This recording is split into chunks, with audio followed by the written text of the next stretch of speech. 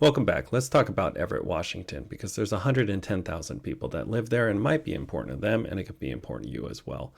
So let's just jump in. This is your November report for Everett, Washington. And again, thank you for joining me.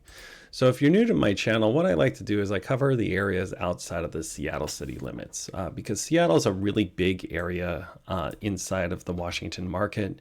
And a lot of times when somebody's looking to relocate to the Seattle area, they don't actually land in Seattle properly right here. They actually land on the outskirts. So today we're actually talking about Everett, Washington, and Everett, Washington is about 20 miles north of the Seattle Space Needle. And it is at the end of the I-5 corridor, as well as it's on the north side of the Puget Sound area.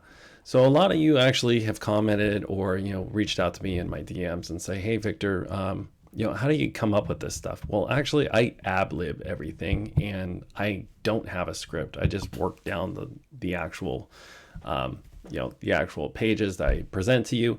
And again, it's because it's the most authentic, I feel. So just as you know, I make mistakes, and thank you for bearing with me. But as you can tell also, my number's in the comment below. You could just take a look at it if you have any questions. So Everett, Washington, like I said, is located to the north of the Seattle Space Needle by about 20 miles. This is one of the areas where the majority of people actually live and work inside of the North Puget Sound area, as we call it, as well as I want to get into the actual Census Bureau data behind it. Like I said, there's about 110,000 people that live inside of Everett, Washington, and there's about 45,000 households. As you can see in my on my screen right now, I actually have the census data pulled up right now. Medium household income is just under 80,000 for a medium household. As well as the unemployment is around 62% right now. And that's a pretty high employment rate, actually, not unemployment, but employment. So let's get into the actual math of this, because this might be the reason why you actually are looking at my channel right now. So available for purchase right now inside of the Everett, Washington area. I pulled these numbers this morning at about 8 a.m. But right now there's 158 homes available for purchase. There, on average, the homes are being offered for $638,000, and right now it's 56 days on market. And what it looks like, it's a 3-bed, 2-bath, and about a 1740 square foot house. Now I want to compare October's numbers to last October's numbers, because we just ended October, because today is the first day of November, and you're not going to see this information for about 2 weeks. Well, right now, last October, for October 2022, there was 163 homes that were actually completed the sale inside of October. That's 31 actual days of sales activity. And what it came down to, like I said, is about 163 homes that actually completed the sale. This October, this is something that I want to point out to you, there was only 105. And what that means, there was a 64%. We only had 64% of the homes sold this October versus last October.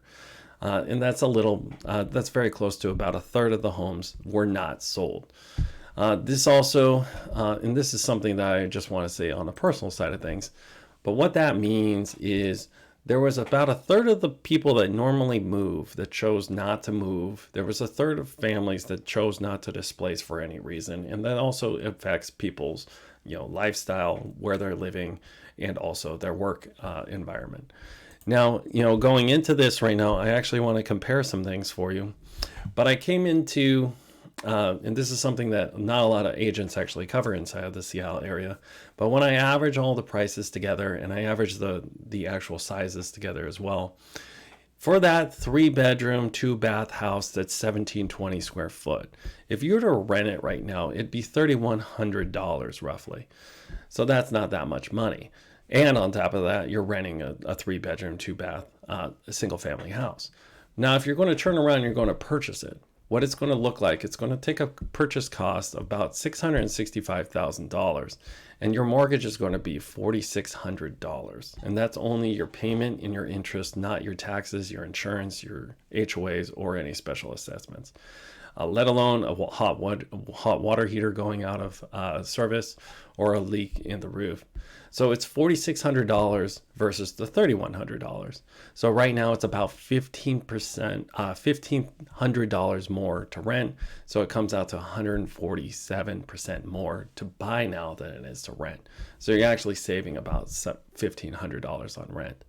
It's kind of counterintuitive because not a lot of real estate agents actually are trying to talk you out of buying right now. But at the same time, if you're needing to actually stay where you're at, don't feel bad about it. I know there's a lot of pressure on it. And again, my personal journey, I rent also. So, it's just everybody's economic situation is different. And this is just how it is. Also, I actually want to compare September for Everett so you have an idea that this just isn't a flash in the pan numbers here. But again, I did September's last month, and last month what I came out to, the sales data, there was actually a 26% decrease in home sales in September. And then this month, there's a 36% decrease in home sales. So as I was talking about, it has gone down quite a bit lately. And one of them is because of the unaffordability. And going back to my mortgage calculator right now, if you were to actually get that mortgage, and it would be $4,600 a month, you would more than likely actually have to make between $200,000 and $235,000 a month. $200,000 to $230,000 a year, my mistake, to actually qualify for that loan. And like I said, when I was going over the income data in that area, that's about 2.5 to 3 times the average in that area. So this is one of the reasons why we're seeing actual sales decrease. And again, if this kind of information interests you, here's a link to my website right here. It's just victorashley.com. You can also just leave me an email or a text message. My information is at the bottom of the screen, and it's also in the description below. As always, it was a pleasure working with you today. I hope you have a fantastic day, and just enjoy yourself.